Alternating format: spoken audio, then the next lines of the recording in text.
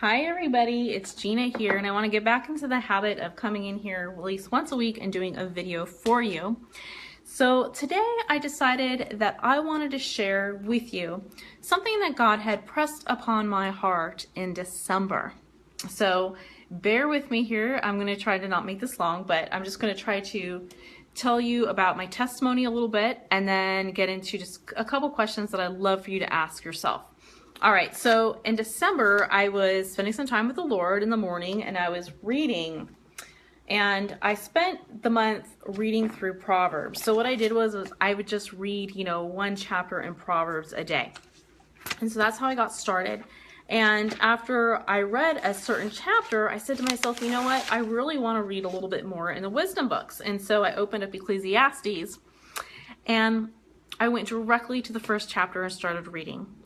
And I got to the verse, Ecclesiastes 1:11, and I'm going to read it to you. It says, we don't remember what happened in the past, and in the future generations, no one will remember what we are doing now.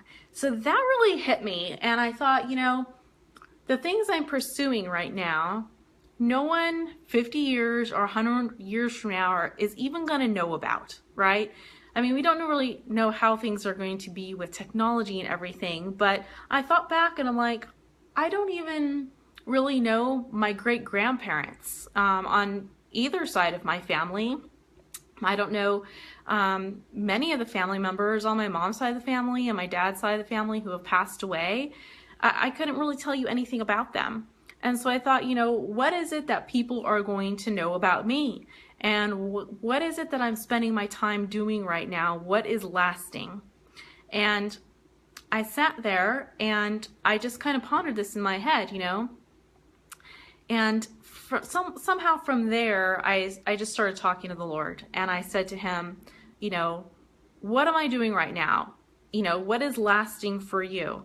And then I also kind of went on a whole other tangent and I said, Lord, sometimes I feel like so much anxiety because I feel like if I do this or that, I'm just going to mess up my children. So anyways, I went from this whole idea of, what am I doing right now to messing up my kids, right? And I think we can all relate to that a little bit because,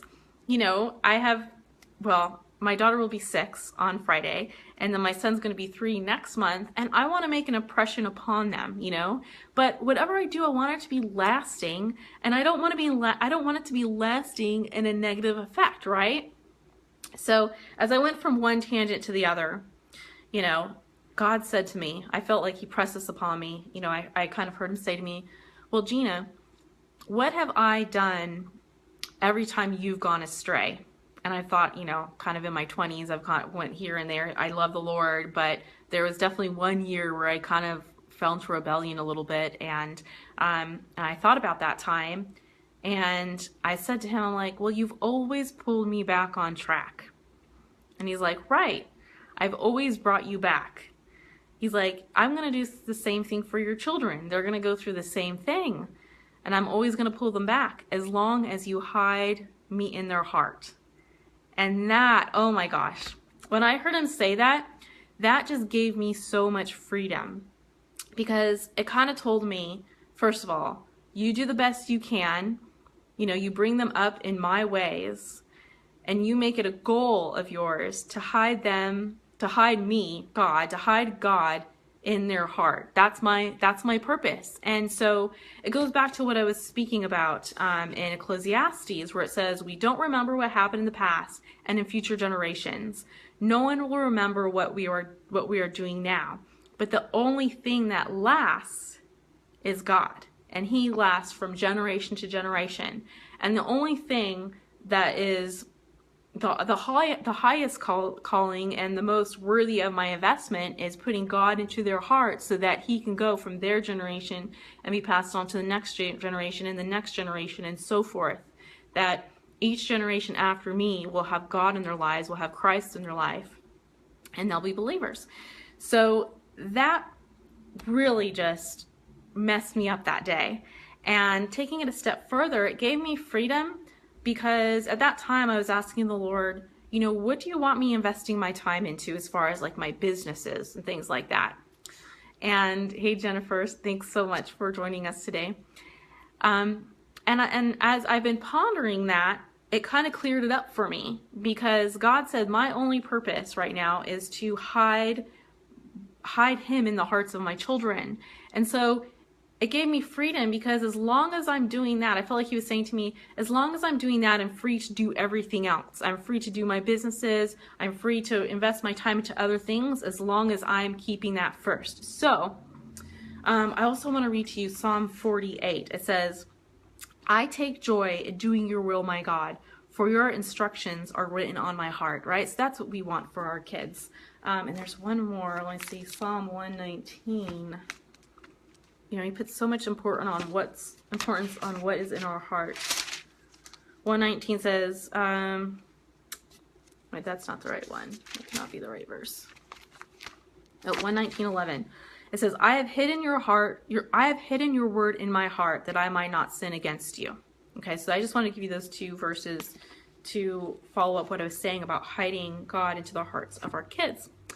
So what I want you to ask yourself, and our theme for this week on social media with You Are More Than Mom, is goal setting. And we're not going to spend too much time on it. I think you could find lots of information on the internet about goal setting, especially in January, like it's everywhere, right? Well, what I want you to ask is these two questions when you're setting goals, especially if you're setting business goals for yourself. First one is, will it take away time from me depositing God's truth into the hearts of my children? Now, we all chose to be stay-at-home moms for a reason, right? This is a group of stay-at-home moms who either want to build a business or have some kind of business already.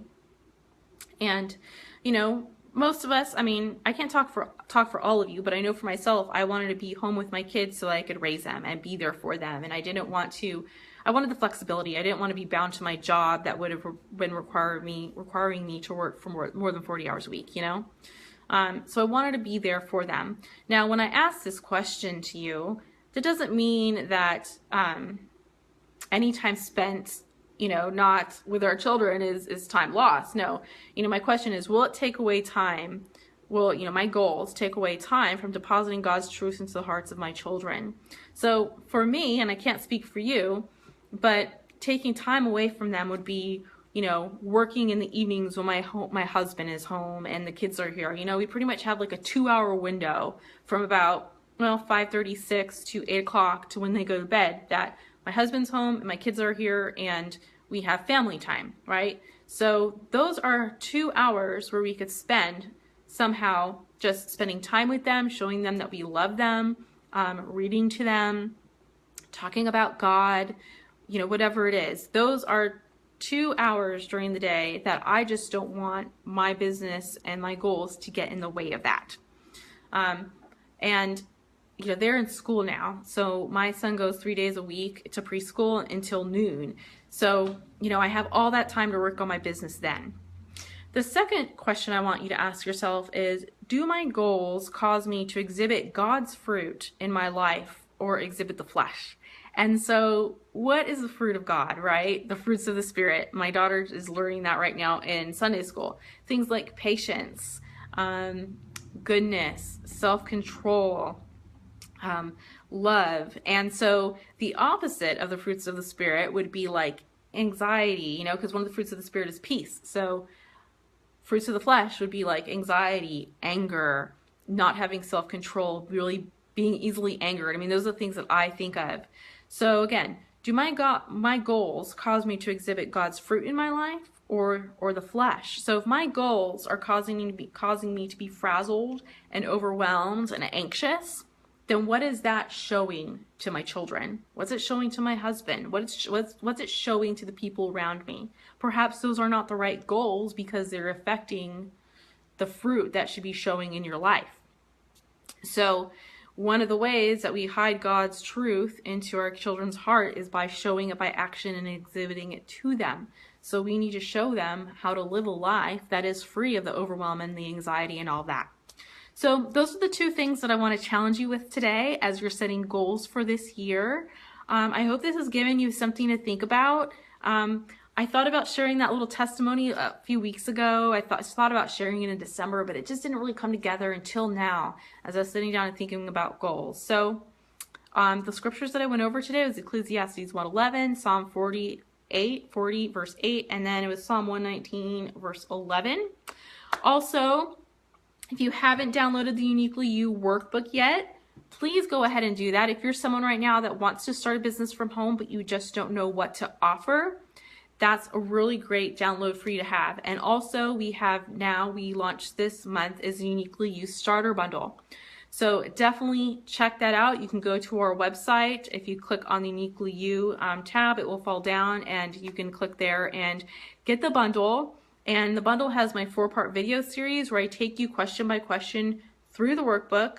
And then at the end, I have 2 videos for you to go through that go through the brainstorm exercise. And then the last video is making sense of your brainstorm. And I give a lot of examples in there that are not in the workbook of basically how to take your ideas, your passions, and start a business with it.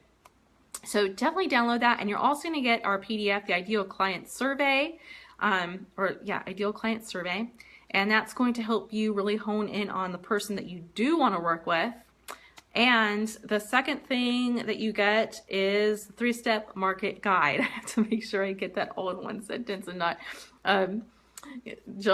scramble over my words. So that's really going to help you take your idea and kind of see who else is already doing something similar and how you can make it uniquely you and focus in on the demographic that you want to work with. So hi, Jennifer Wilkerson. Thank you so much for joining us today. I saw that you purchased the bundle, and so I'm so excited about that. Please keep me updated on where you are in your workbook and any ideas you come up with. And any of you can use this group as a place to, shoot off some ideas, get my feedback, and yeah.